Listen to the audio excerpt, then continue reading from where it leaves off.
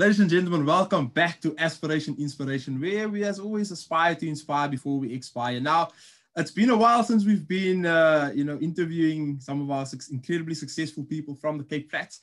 And today we have a gentleman from Bonteheuwel. You may have seen his story in the news. Fagan Lenting achieved 8 distinctions in the 2020 NSC and is currently at UCT studying astrophysics. Fagan, thank you so much for joining us today. Oh, thank you very much for having me. Yeah, no, it's indeed a pleasure, man. Shucks, 8 distinctions. You're from Bonteheuwel, talk to us a bit about that. How did you do it?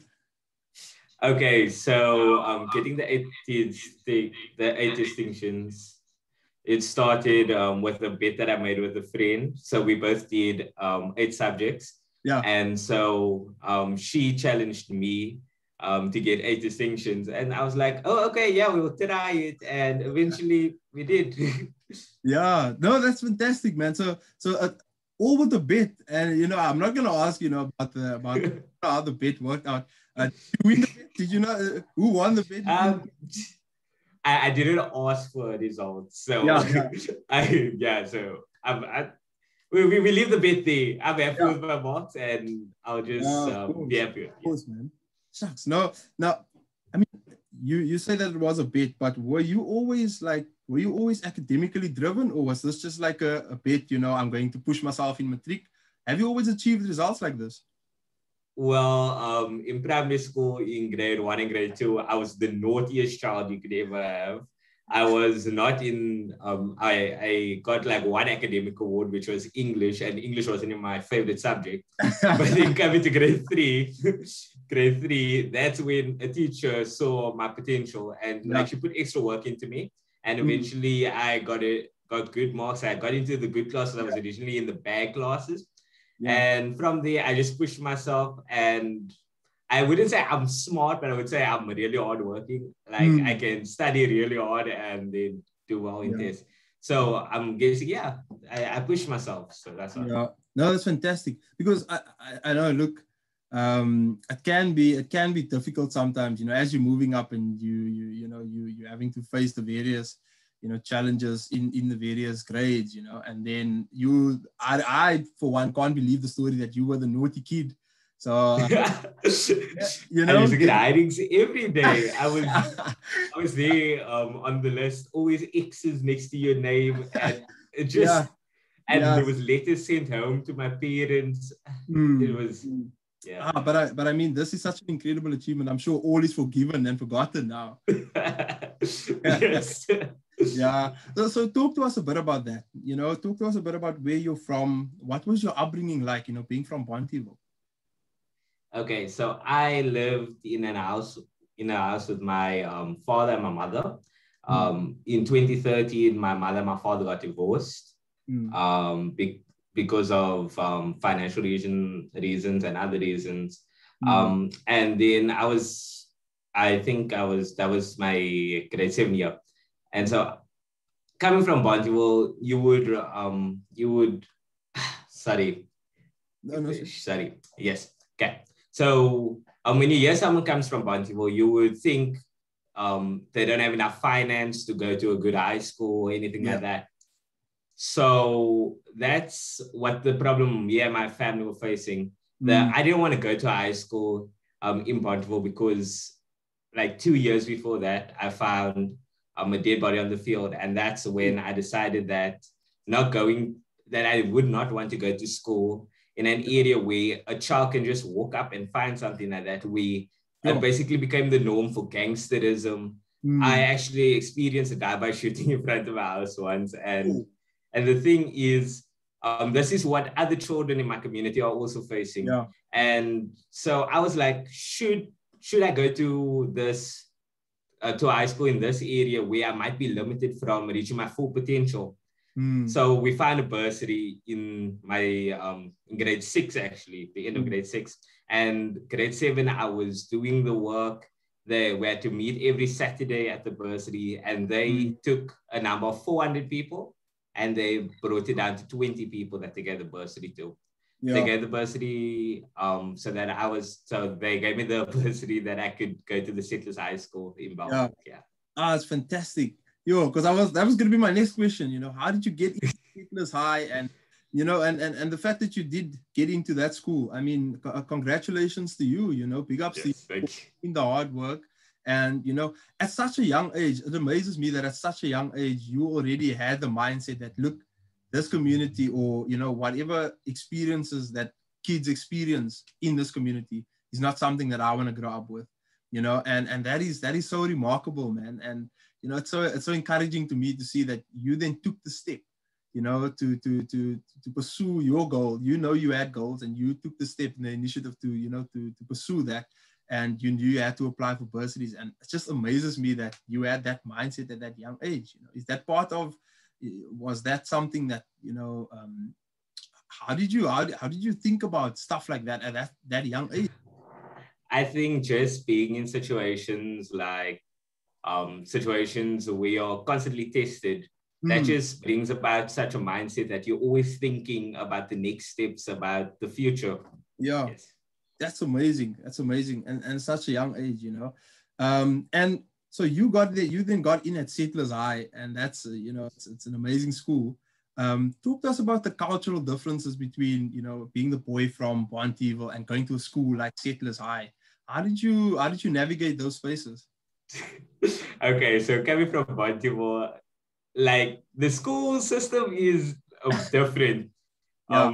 Where you were at Settlers, you're required to do a sport. At my old primary school, you just do a hobby, like you play table tennis for fun. And Settlers, you had to play table tennis to actually play table tennis. Yeah. And you learn new words. Like my vocabulary was really limited where I came from. And once I got to Settlers, I learned like top words. I can't even repeat some of them right now. But so there was always a difference because I don't have as much money as some of the other learners there. So I would drive up in my Toyota Taz, and they would drive up in the Mercedes, the BMW. But the thing is, they might drive up in that, but at least I knew I was getting a good education, and I just loved the system that they had there. It was a really good school. They push you culturally. They make sure that you do a sport. They show that you at least do some pastoral things, or you in leadership or something. And academically, you get the best academic teaching that you can get. Yeah. So, I mean, who wouldn't want to take up an offer like that? Who wouldn't? Exactly, dude. No, but the fact that you realized all of these things, and your parents, how were they? Were they very supportive of all of this? Did they make it happen for you, or what was the role that they played? They were very supportive. So going to Settlers, it's always late days, so 6 o'clock, and they have to come pick you up. Sure. So and they have to make sure that you're studying, because you don't want to waste the opportunity you were given. You don't want to sit there and just fail, and then it's a whole year of schooling that you have to redo. So they were always making sure that, Fagan, it's time now to go study. They made sure that I was fed, of course. You have to eat. If you don't eat, you're going to faint. And so they basically just supported me, gave me everything that I needed to succeed. Yeah. And I'm sure you're very grateful for your parents in that regard. Very grateful, yes. So coming back to the 8 distinctions, I mean, I'm so amazed by this, I know what it takes. I know the hard work that you must have put in, but what does the achievement mean to you? What does it mean to your family? And what does it mean to your community? Okay, firstly, the 8 distinctions to myself, it means that I've shown myself that I am able to achieve what I put my mind to, and that I'm able to go and do a course that nobody in my community will really think of. For my parents, I think they are just proud of what I've achieved, and knowing that their hard work and their support has really brought out such a success story out of me. And then for my community, it shows that there is hope. So that even if you're from Bonteheuwel, yes, you can get out. Yes, you can find opportunities. You can go to schools like the Settlers High School. You can study things that nobody knows of. And yeah. So I am just trying to be a role model to my community, and yeah, that's fine. And that you are, I must say, you are such an incredible role model. And you mentioned now that you're going to go study a course that no one really knows about. Talk to what is astrophysics? Why astrophysics? Okay. All about. Because I mean, the kid from Bonteheuwel, I don't think they dream of being an astrophysicist. So where does that come from? Okay, so I major in astrophysics and physics at UCT. And so why I chose astrophysics is because of my love of movies about the stars and planets. So Star Wars, Star Trek, Men in Black. That's one of the best right there. And so growing up as a kid, watching so much TV, it just sparked an interest. Wouldn't you want to go and study about the stars? Like, and then did some research. So I was like, astronomer. Do you want to be an astronomer? It seems like a very basic word. So I kept researching, and then I see astrophysics. And whenever I mention astrophysics to my friends, they're always like, Raj from Big Bang Theory. And I'm like, no, guys, I want to be an actual astrophysicist, not the one on TV. But yeah, so my interest came from my love of TV, first of all. And secondly, I love looking up at the sky and wondering what's out there. It's a total mystery. Well, we know some information, but there's more to explore. Yeah. That's so interesting. I actually watched the TV program the other day, and the lady was explaining how the galaxies and the universe works, and how if you take a grain of sand and you put it in the middle of your hand, that's basically the Earth, in that entire in the entire universe, and I mean, it amazes me that I mean, look at how small we are compared to the Earth. And very, very small. Exactly, dude. And you take a grain of sand and it's just like, so I think that's really interesting. Yeah, so back to the studies. When you started the year, obviously there wasn't, we're in a pandemic, and COVID really hasn't taken off in South Africa at the time when you started. So you still went to school physically. So when that change came, how did you adapt to that? Of course, it's gonna be difficult the first time. That first week of online studying was the most difficult week in my matric year. So they sent out a pack that puts out your work for the week. So usually when you're in class, you get like work for the day and then you get homework. But this thing, you had to follow it, or else you would be lost when it comes later on. And then when we had to return back to school, you have to catch up with all the work, because sometimes it just starts piling up. So the online studying was really difficult, but you have to be super focused. And so it's like teaching yourself and making sure that you ask your teacher for assistance, use the resources, do your own research at times. And you always have to go over your work and make sure that you understand it, or else you're going to be completely lost. And then coming back to school, when we were allowed to.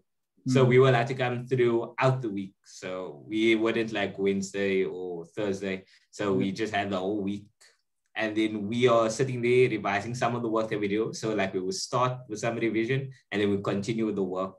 But that's when you have to remember all the work that you've done then is what's coming up now. Luckily, we didn't write in June. Yeah, we didn't write in June. So all that work, so usually you write in June, a mid-exam, so that the work, that you can remember some work. But now all that work was pushed into the September exam, and that was terrible. but good result, but it was just terrible for studying purposes, because now you're doing the work to catch up with the curriculum, and you have to write a test on it. But you barely had time to study, because if you finish the curriculum on Wednesday, you would write the test the Friday. So that's the problem that we had during the pandemic. Yeah, sure. No, man, and it's incredible that you still achieved, the results that you did with all of the challenges that you went through throughout the year. I mean, throughout your schooling, I can't imagine having faced the trauma that you faced, and then still pushing through, making decisions, for yourself and for your future at such a young age, and then pulling through in matric with, full suite of distinctions, 8 distinctions. Yeah. That's just incredible. And so talk to us a bit about goal setting. What's your ultimate goal? Talk to us about how you got to the 8 distinctions and how goal setting helped you there. And then what is your ultimate goal in life moving forward? Okay. So there's an interesting saying that says, how do you eat an elephant? Yeah. Piece by piece. Yeah. Okay. So that's how you have to take on your goal. So that's how I took on my goal for matric. So it starts with what you want to achieve at the end of the year and how you're going to achieve that. You're going to take it step by step. So this week, I'm going to do my math. I'm going to focus on something that I don't understand. And eventually I'm going to understand it. Yeah. So I did so much math that I got tired of math at a point. I did so much. Yeah. I did so much past papers that I knew what question 1.3, what the structure of 1.3 had to be. And so that's what I've done. So I've broken it up so it's working. So you will do schoolwork, then you will do past papers. So if you just take each goal step by step, break it down, it might be a long-term goal, a year. So a year would be medium term. Long-term goal would be like 5 years, but so medium-term goal will be 1 year, and then you break it up into short-term goals. Okay, I'm going to achieve an A in that test. You achieve the A. You keep working, you achieve the next A. And that just helps you build confidence as you go to the medium-term goal. And you can do anything from there. Yeah. And now speaking about my long-term goal. Okay, so you know that I want to become an astrophysicist. Yeah. So that's about like 9 years of study, plus minus. 9, yeah. Okay, so my long-term goal is to work for NASA, either NASA or start my own company that I don't want to say too much about the company's name because it might be stolen and I want to copyright it. Yeah. And but my actual goal is to take my parents out of Bonteheuwel, get them to a safe area, and just give back to my community where I can. I do holiday clubs, so that would be nice to bring that into Bonteheuwel again.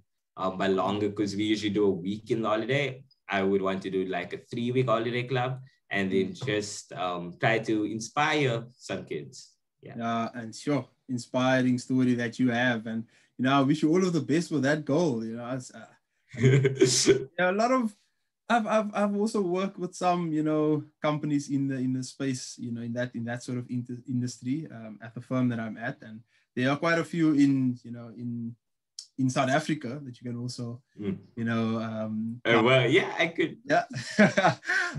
But I mean, the ultimate goal is there. And as long as that's there and you already have the mindset of how you're going to achieve it, eating the elephant piece by piece, knowing how to set your long-term, medium and short-term goals. I think that is fantastic that you have that, kind of mindset already. And yeah, from my side, it's just, wishing you all of the best with that. And it's so noble that you also want to better your community and uplift your family, and that's the goal at the end of the day. And so final question before we part, it's the students that are currently in matric, what advice do you what study tips do you have for them? What advice do you have for them? How can they achieve 8 out of 8 distinctions, not making a bet with anyone? Okay, so the first thing that I want to say is success comes in different forms. My success is different to your success. Where I might find success in academics, you might find success in sports. But working on something that you think that you can become successful in is good, but also working on things that you're bad in. So in subjects like what was my bad subject? Geography. Geography was because I was self-taught. I did not have a teacher for geography. So the thing is that, yeah, then that was a difficult one, but yeah, I got that one. Good, man. So when studying your work, it's always good to remember that a repetition. So you're just going to continue over that work. If you have time, read it. So I did reading, and then so I just read all the pages, and then I went back to read the pages, and then I asked myself, what did you learn? And if you come up with the answer, I learned nothing, then that's really bad. But if you can sit down and just read, so it's like reading and absorbing. You have to just focus on everything. And you can also write down. Sometimes I did, like in math, you have to, of course, focus on doing the sums actually, and thinking out your steps where you did a 9-step sum, you can break it down into a 7-step sum without missing any marks. So it's just about thinking about what you're doing. It's a reading, absorbing, a writing, absorbing. So you just have to focus. Yeah. And always make sure that you drink a lot of water. That's a good tip. Drink a lot of water. Yes, your brain needs water. And eat correctly. don't push yourself to the edge, and sleep a lot. That's also a good tip. Sleep a lot. I slept a lot. My cousin couldn't understand it until he actually started doing work at his high school, and now he's sleeping more than me. So yeah, it's a good tip to sleep, refresh the mind, and you got it. Just have confidence in yourself. Yeah, no, thank you so much for sharing that. That's very important, nutrition, rest, very, very important. And I mean, as you say, people have different views of success and what that should be like and what it looks like for everyone. People have different ways of learning things, if you're a reader, if you're a writer, if you're a visualizer, you need to draw diagrams or, do that. If you need to listen to, record yourself. The recordings, yes. And yeah, then you do that, and I think it's very, very important advice. And thanks so much for sharing, selflessly sharing those tips. And I think, with sharing that, a lot of people will definitely find help, out of that and be successful, in that regard. So yeah, Fagan, thank you so much for joining us today and for sharing your story and, giving us some nuggets of wisdom there. And yeah, we wish you all of the best with your journey as as an astrophysicist, and hopefully one day when you're at NASA and you're going to Mars and I'm not going to Mars. I'm staying on Earth. Staying. I mean, have you seen what happened to SpaceX, the rockets? Unfortunately, I'm staying. My feet's planted on Earth. No, good, man. But thank you so much for joining us here today on Aspiration Inspiration. Any final comments from you? Final thoughts? I just want to thank you for having me, and to all the viewers, have a good one. Thank you. Thank you so much. Thank you so much to you, the viewers, for watching again. I hope to see you next time here with us again on Aspiration Inspiration, where as always we aspire to inspire before we expire.